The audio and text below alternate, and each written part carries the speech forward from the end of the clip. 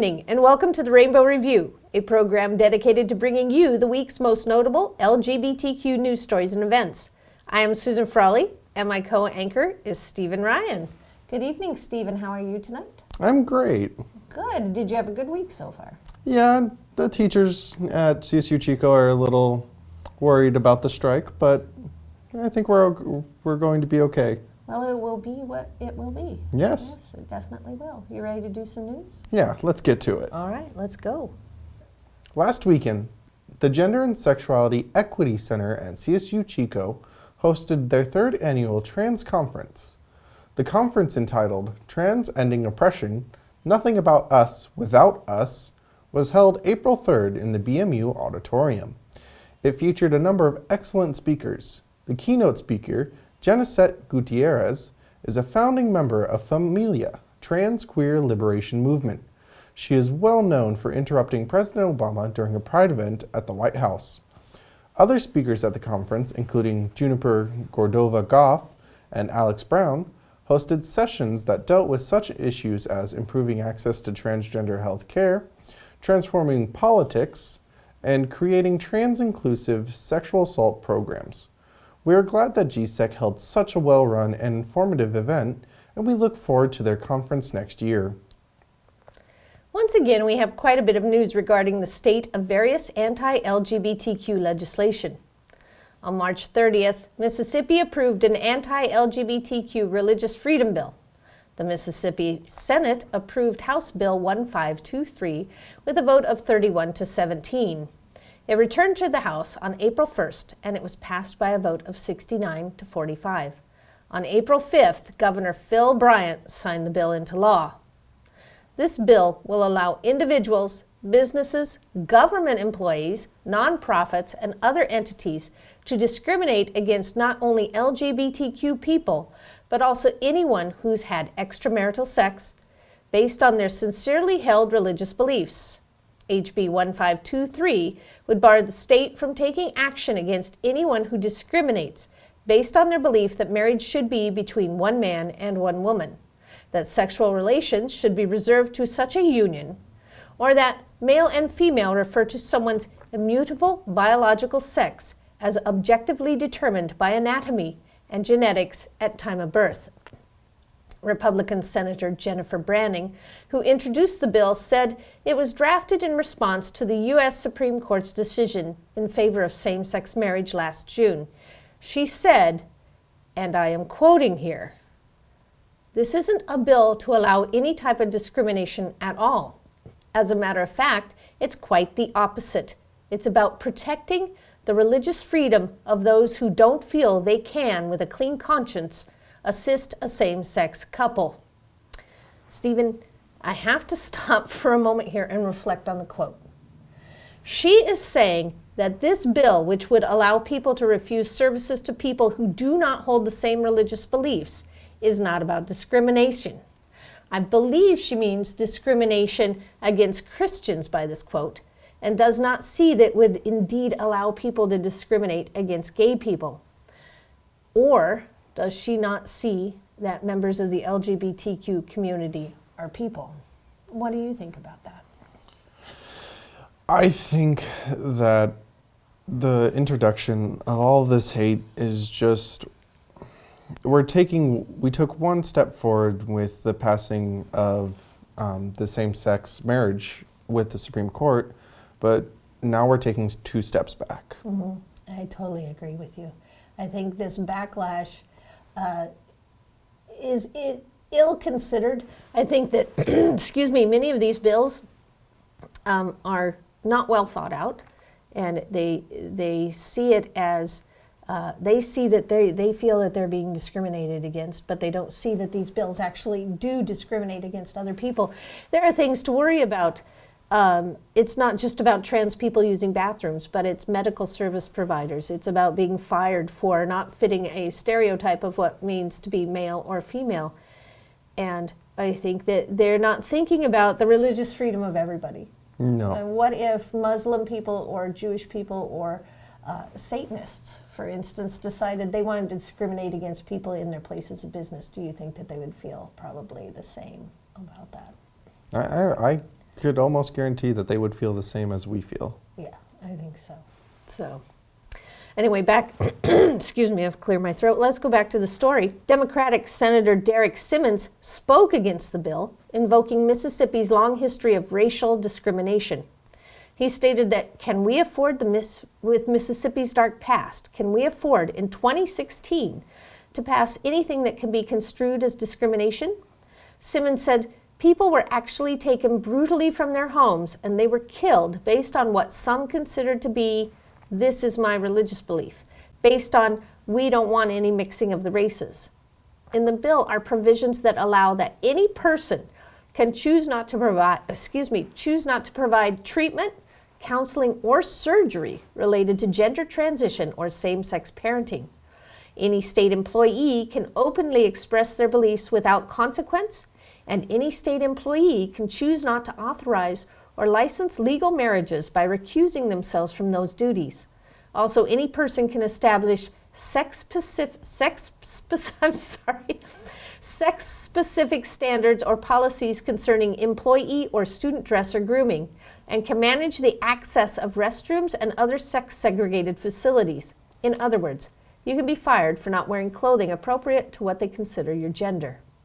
The result of the long list of provisions in the bill is that anybody can cite their religious beliefs to justify their discriminatory behavior if sued by the victims of that discrimination. When they do, they are entitled not only to victory in court, but damages as well.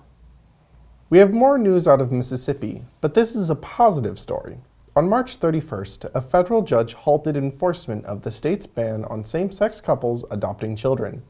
U.S. District Court Judge Daniel P. Jordan III granted a preliminary injunction against the state's Department of Human Services in a case filed this past August. He stated that the majority of the United States Supreme Court dictates the law of the land, and lower courts are bound to follow it. In this case, that means the adoption ban violates the Equal Protection Clause of the United States Constitution. With this ruling, gay adoption is now legal in all 50 U.S. states. Joining in the celebration, Human Rights Campaign Mississippi State Director Rob Hill remarked, "This welcome decision affirms that qualified same-sex couples in Mississippi seeking to become adoptive or foster parents are entitled to equal treatment under the law, and commits to the well-being of children in our state who need loving homes."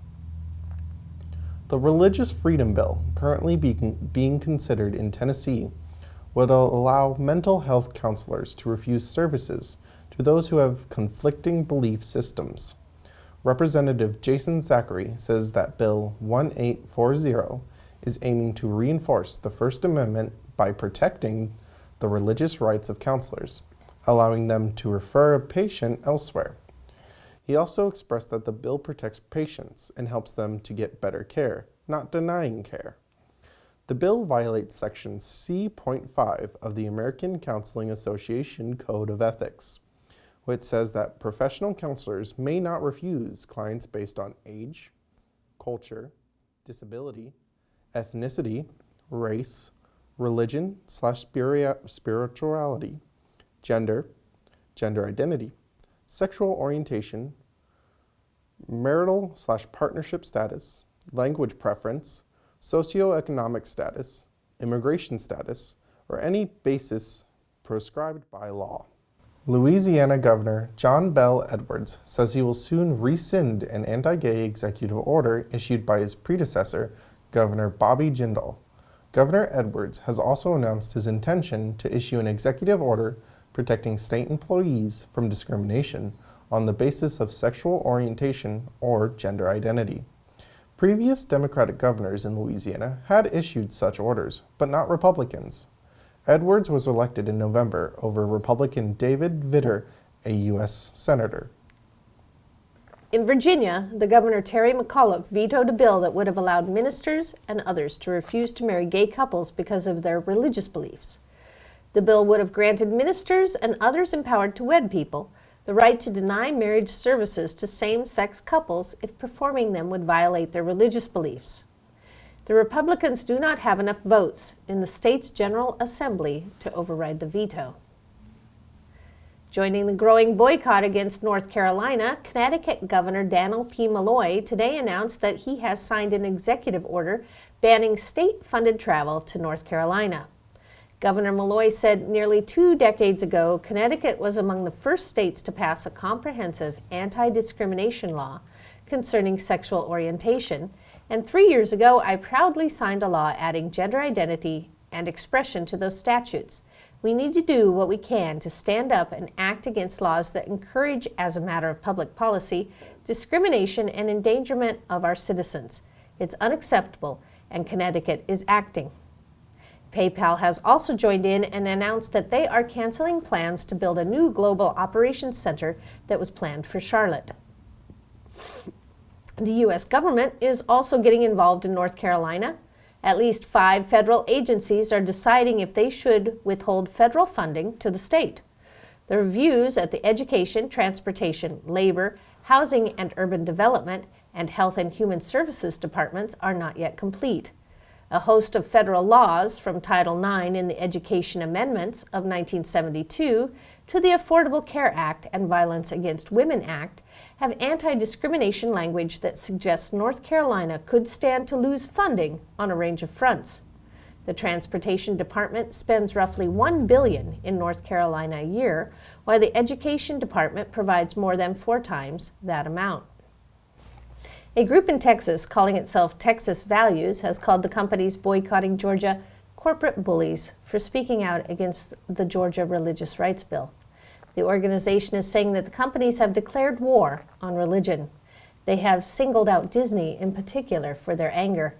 I wonder if they would have been called corporate bullies if they were boycotting pro-LGBTQ legislation. The Wells Fargo building in Charlotte, North Carolina, lit up in the colors of the Transgender Pride flag for Transgender Day of Visibility. The Duke Energy Center Tower, a 54-story building, lit up in pink, white, and blue on March 31st. On Thursday, the CEO of Wells Fargo, John Stumpf, joined 80 business leaders in signing a letter to Governor Pat McCrory urging him to repeal HB 2. The bank opposes laws that would allow people or businesses to discriminate against lesbian, gay, bisexual, and transgender community members or individuals. The Saudi Arabian government is demanding tougher punishment for those found guilty of showing their homosexuality in public and on social media. There have been as many as 35 cases of gay men being prosecuted for obscene behavior in the past 6 months.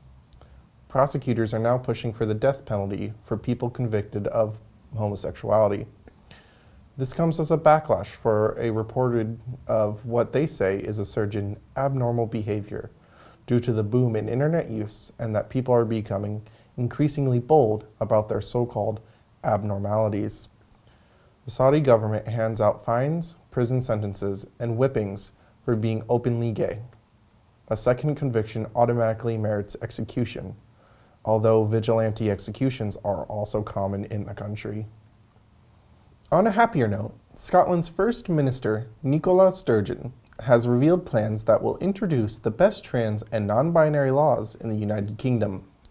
She has said if she wins May's election, she will endeavour to expand Scotland's gender recognition laws to ensure they are in line with international best practices.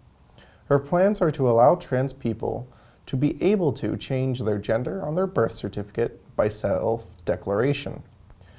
Children under 16 will also be allowed to change their gender on their birth certificate with permission of their parents, and also all school children will be taught about tolerance to LGBTQ people through early year, primary, and secondary education. Other legislation she wants to introduce include recognition of non-binary genders by 2021, and the introduction of the choice to have X on passports instead of male or female. Greenland's same-sex marriage law went into effect on April 1st. Greenland's Bishop Sophie Peterson, the country's top religious figure, worked closely with the government to ensure the law would allow same-sex couples to marry in churches and other religious buildings. The joint adoption clause included in Greenland's new Marriage Act will go into effect on July 1st. The Postal Service, serving both Sweden and Denmark, is issuing what it believes is the world's first postage stamp featuring the LGBTQ rainbow pride flag. They will make it available to customers as soon as May 4th. PostNord Sweden head of communications Per Ljungberg said, "By issuing a stamp with the pride flag, we want to emphasize the equal value of all people and the strength represented by people's unique qualities and differences." That is the news, and now here's Stephen with this week's community calendar. In Sacramento, on April 9th, The Bolt is having their monthly country night. There will be a barbecue and drink specials. This is an age 21 and over event and is a fundraiser for the Sacramento Capitol Crossroads Gay Rodeo Association. On April 11th, Chico State Safe Place is having an open house from 9 a.m. to noon at their new office at 633 Bryce Avenue in Chico. On April 12th, they will also be having Title IX for Everyone training from 10 a.m. to noon in Calusa Hall, room 100B. Though this is geared for faculty and staff at Chico State, the public is welcome to attend. Chico GSEC is holding their Take Back the Night week from April 20th to April 22nd. On April 20th, there will be a screening of the movie The Hunting Ground at 6 p.m. in BMU 203. There will also be a focus group on sexual assault prevention hosted by Chico State Safe Place from 8 p.m. to 10 p.m. in BMU 008. On April 21st, the evening will start at 6 p.m. in the BMU auditorium, with the main event being Take Back the Mic at 8 p.m.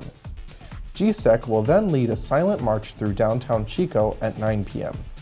Take Back the Night allows the students and community members of Chico to all come together and recognize the large ongoing issue of rape culture and violence against women, and to involve themselves in the protest against it. Also on April 21st, is the Youth Empowerment Conference, hosted by Catalyst Domestic Violence Services.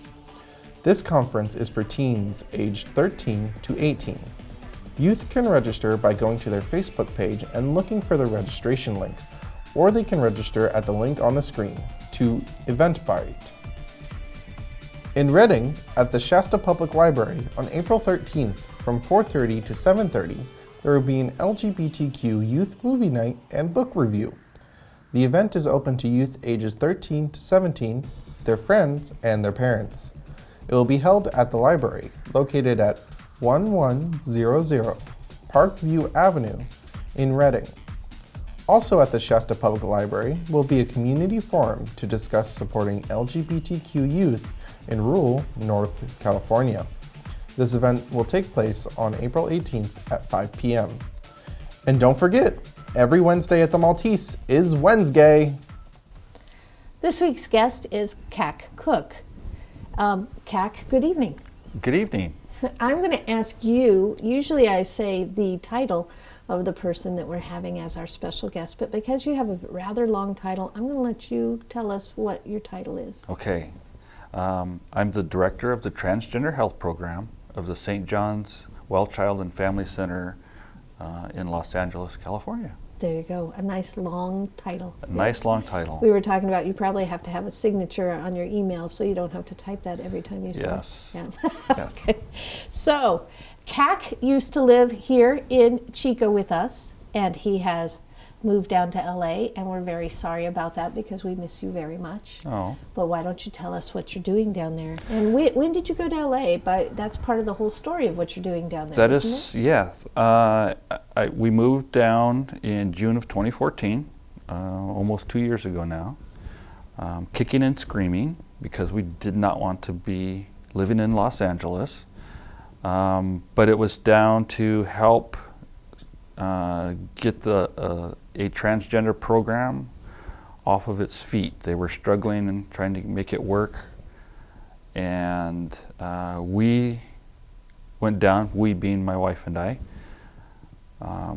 They had 22 patients that they had taken in almost 2 years to get to that point, and they wanted us to see if we could improve on those numbers. And how many patients do you have now? Right now we are right at 800 patients. Wow. Yeah. Yeah, that's a big going from 22 to 800 is a big accomplishment, I would think. Yes, it's huge, and and there's no sign that it's slowing down at all. Wow.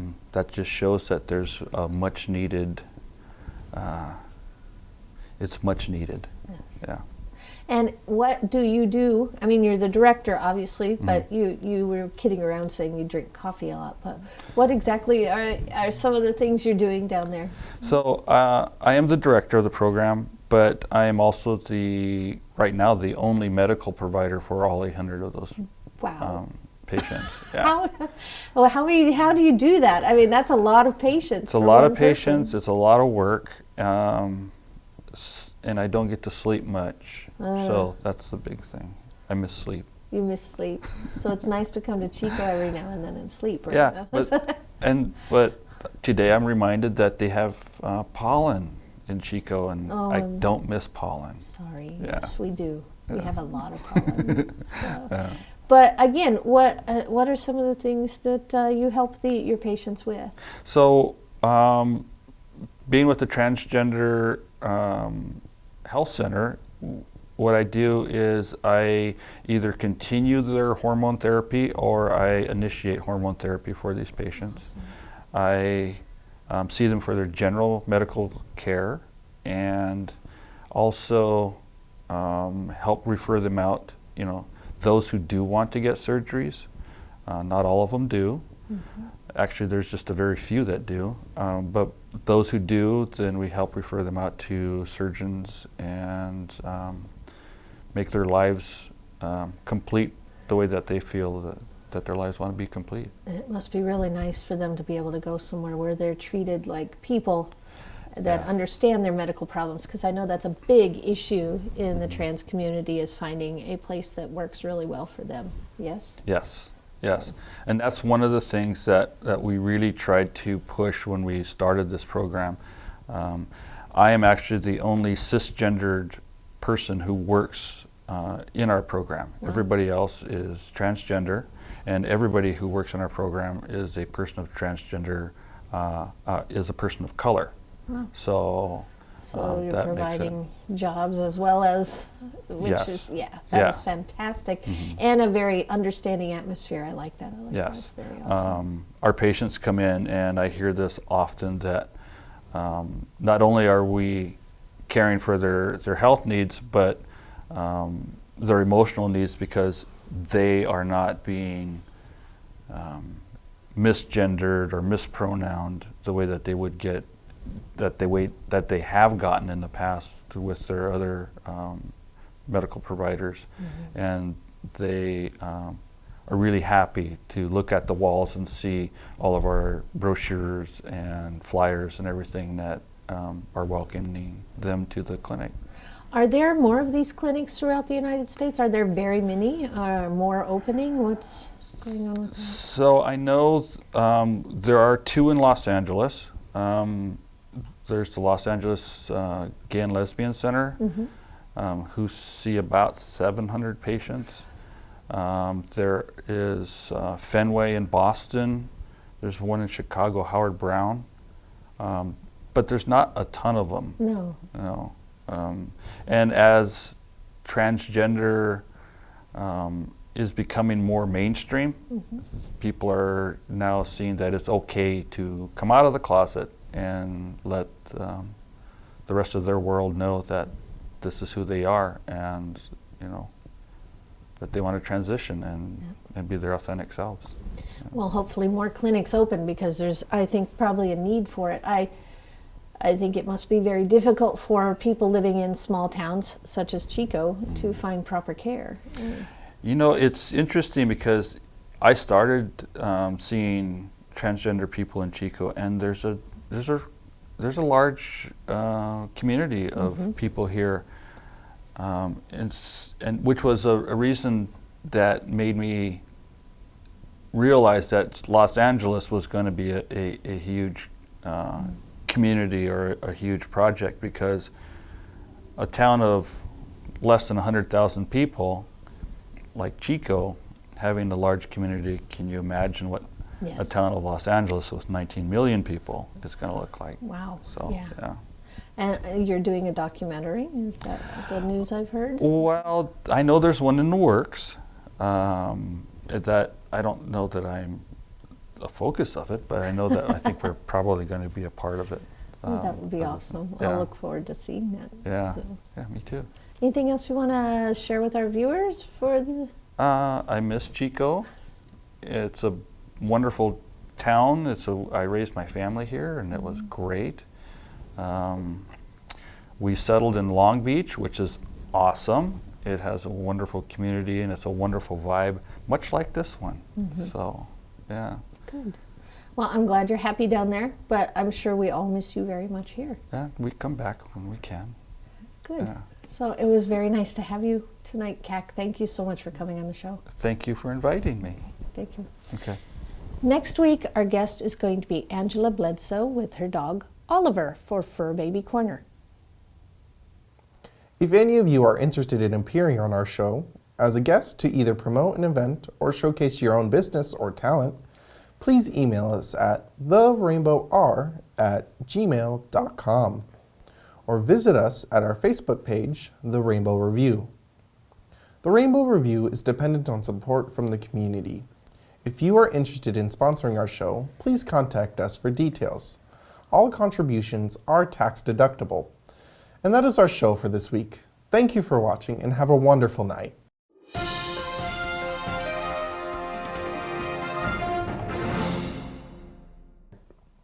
Marital.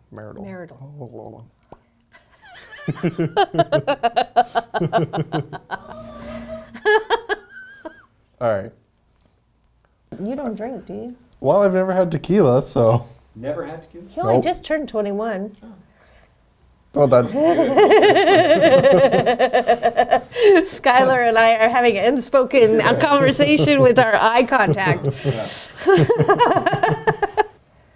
Very open to suggestion. okay. Break a leg, Susan. You too, Stephen. Citizenry.